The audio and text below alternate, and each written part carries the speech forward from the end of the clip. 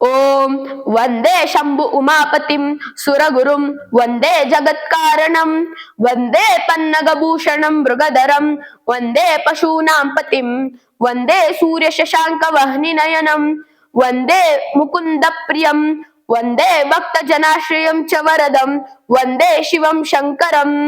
ಶಿವನನ್ನ ದೇವಾದಿದೇವ ಎಂದು ಕರೆಯುತ್ತೇವೆ, ಅಂದರೆ ದೇವರಿಗೂ ದೇವರು. ಶಿವನು ಅತ್ಯಂತ ಸರಳ ಜೀವನವನ್ನು ನಡೆಸುವ ದೇವರು. ಶಿವನು ಅಲಂಕಾರ, ಆಭರಣ ಮತ್ತು ಐಶ್ವರ್ಯವನ್ನ ಇಷ್ಟಪಡುವುದಿಲ್ಲ. ಕೇವಲ ಸತ್ಯ ಮತ್ತು ಭಕ್ತಿಗೆ ಮಾತ್ರ ಮೆಚ್ಚುತ್ತಾನೆ.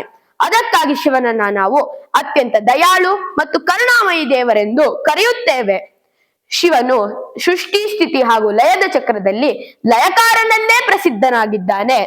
ಶಿವನು ಕೆಟ್ಟದನ್ನ ನಾಶ ಮಾಡಿ ಒಳ್ಳೆಯದನ್ನ ಉಳಿಸುವ ಕೆಲಸ ಮಾಡುತ್ತಾನೆ.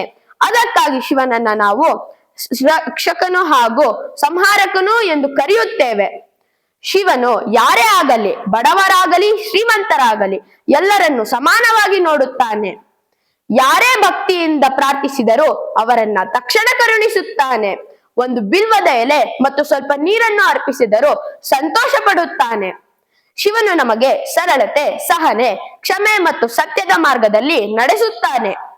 ಓಂ ನಮಃ ಶಿವಾಯ. ಓಂ ನಮಃ ಶಿವಾಯ. ಓಂ ನಮಃ ಶಿವಾಯ. ಸರ್ವರಿಗೂ ಮಹಾಶಿವರಾತ್ರಿ ಹಬ್ಬದ ಹಾರ್ದಿಕ ಶುಭಾಶಯಗಳು. ಧನ್ಯವಾದ.